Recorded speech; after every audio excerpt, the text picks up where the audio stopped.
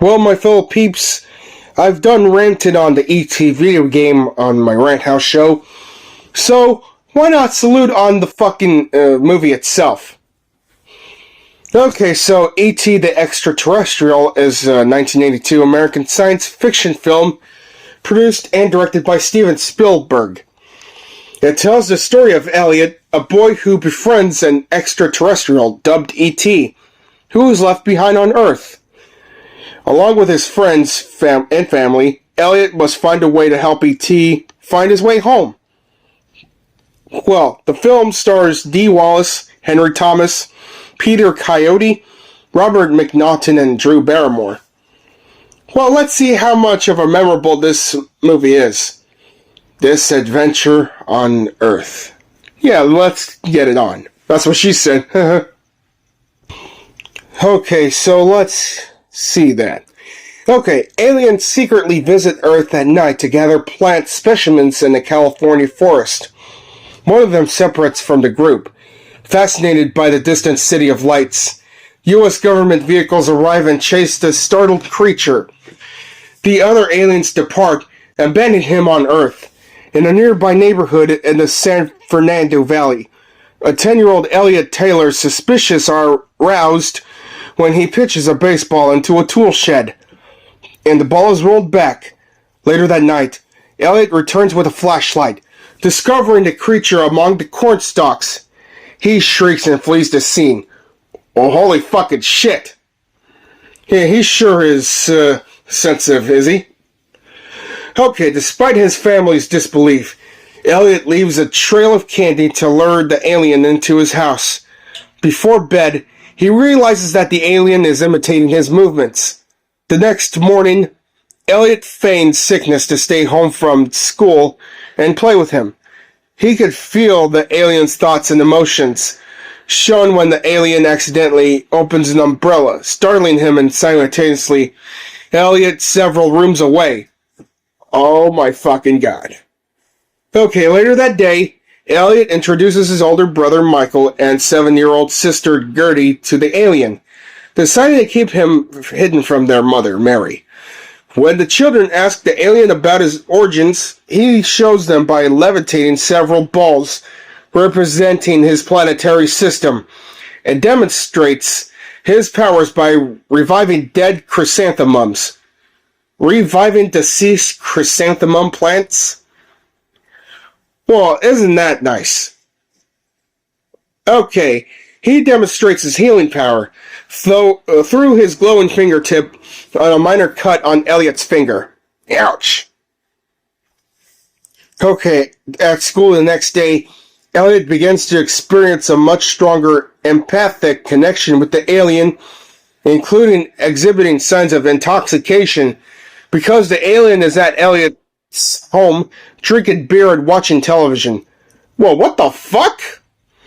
And freeing the frogs in his biology class, as the alien watches John Wayne and kiss Maureen Ohana and The Quiet Man on television.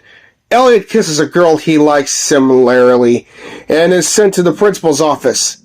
Wait, what the fuck? Oh shit, yeah, you just cannot make out at school because this is what happens. Okay, the alien dubs himself E.T., reading a comic strip where Buck Rogers... No, I'm sorry, Buck Rogers. Maybe I just got Robot Chicken into mind when I say fuck Rogers. Okay, Stranded calls for help by building a makeshift communication device and is inspired to try it himself. E.T. gets Elliot to help to build a device to phone home by using a speak and spell along with the record player, circular saw blade, wooden coat hanger, foiled line umbrella, and other items from around Elliot's house. Michael notices that E.T.'s health is declining and that Elliot is referring to himself as we. Oh my goodness. Is it another pronoun next to he, him, his, he, and her, they, and them? Is it? Throughout this, the boys are unaware that E.T. is being tracked by the government agents, and all three of them are being spied on. Oh my fucking god. They just cannot know how to respect people's privacy sometimes, do they? Well, even though it's their job, but still. On Halloween night, Michael and Elliot dress E.T. as a ghost to sneak him out. Elliot and E.T. headed through the forest, where they successfully call home the next day. They successfully call home, period. The next day, Elliot wakes up in the field, finding E.T. gone. Elliot returns home to his worried family. Michael discovers E.T. dying next to a culvert and takes him home. And also dying Elliot. Oh, shit. Well, what matters worse is that Mary becomes horrified upon discovering her son's illness and a dying alien, just as a group of government agents dressed in biohazard suits led by Keys invades the fucking house. Well, holy goddamn. Okay, scientists set up a lab at the house, asking Michael, Mary, and Gertie what they know about E.T. While scientists are treating Elliot and E.T., the mental connection between them disappears. E.T. appears to die while Elliot recovers. Oh no. Oh no, this is a sad moment, man. E.T. dying. This is a huge bummer, man. Elliot is carried away, screaming that the doctors are killing E.T. as they try to revive him. When the doctors pronounce E.T. dead, Michael discovers that the chrysanthemums that E.T. previously revived are dying again. As Elliot recovers, the scientists first return him to his family, but then Keys leave him alone with E.T. Elliot says a tearful goodbye, telling E.T. that he loves him before closing the case. Before long, E.T.'s heart light begins to glow, and Elliot notices that the chrysanthemum is once again coming back to life and opens the case. E.T. reanimates and tells Elliot that his people are returning. Well, shit. So is E.T. coming back to life too? Okay, Elliot and Michael steal the van that E.T. had been loaded into. The chase ensues, with Michael's friends joining them on bicycles, evading the authorities. Suddenly facing a police roadblock, E.T. helps them escape by using his telekinesis to lift them into the air just in time and towards the forest like he had done for Elliot before. Well, holy shit. Elliot and E.T. Jumping with a bicycle on the fucking moon. Well, that is fucking heart-touching. Standing near the spaceship, E.T.'s heart glows as he prepares to return home, while Mary, Gertie, and Key show up.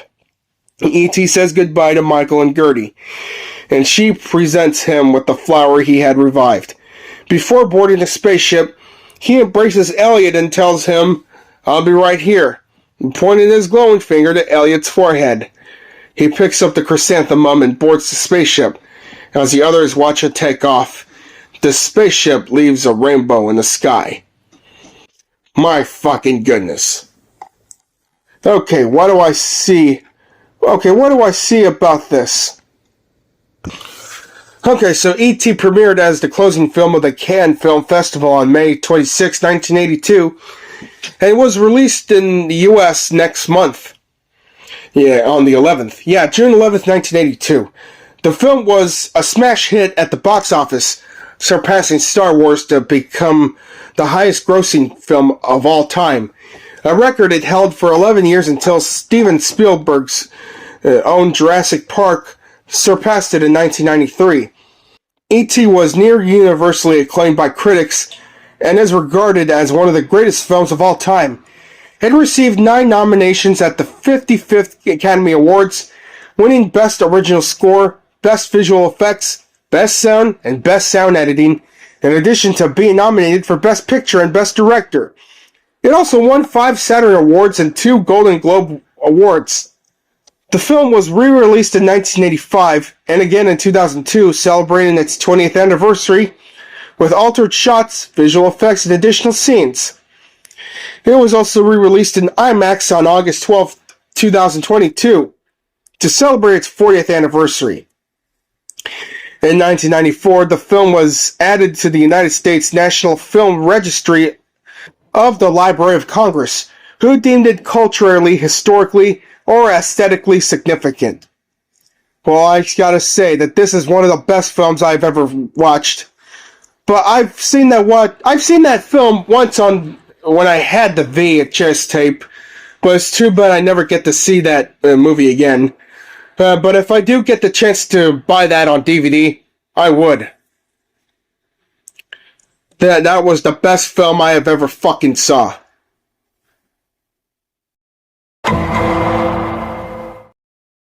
E.T. the Extraterrestrial movie was the greatest movie that I have ever watched with my family and friends, especially with my wife. I've watched the E.T. movie with my boyfriend, and I gotta say, best movie that Steven Spielberg ever made along with Jurassic Park and World. That lovable alien felt so alone and Elliot is glad to help E.T. with everything that Elliot could. Ever since I have my daughters back in my good hands, we had fun watching E.T. along with the bonus features. Think about that nice and special alien makes me want to watch this magnificent movie again. E.T. is a fun and a great character. We even saw him at the Universal Studios theme park 2 summers ago. What I can't stand is the FBI trying to take E.T. away for what, anal probing? Oh Crystal, let's not spoil the moment. My apologies guys. Anyways, the movie was praised when it first came out in 1982. It's such a miracle that E.T. and his alien companions have been reunited thanks to Elliot. Courageous much Elliot. Just thinking about E.T. brings back memories. 16 years before I became a huge hit like that instant classic alien. He should have sequels and be one of the Universal mascots due to how much praise this movie has. So in conclusion, my fellow peeps, I recommend E.T. the Extraterrestrial in any format, like VHS tape, Laserdisc, Blu-ray, or DVD, mostly DVD and Blu-ray, whatever. It's the best film I've ever saw, and I admired Steven Spielberg's work of this movie, just like in Jurassic Park. Matter of fact, it's just as good as Jurassic Park. But if you haven't seen that movie, well, go ahead and do so. But if you don't like that movie, then that's alright with me.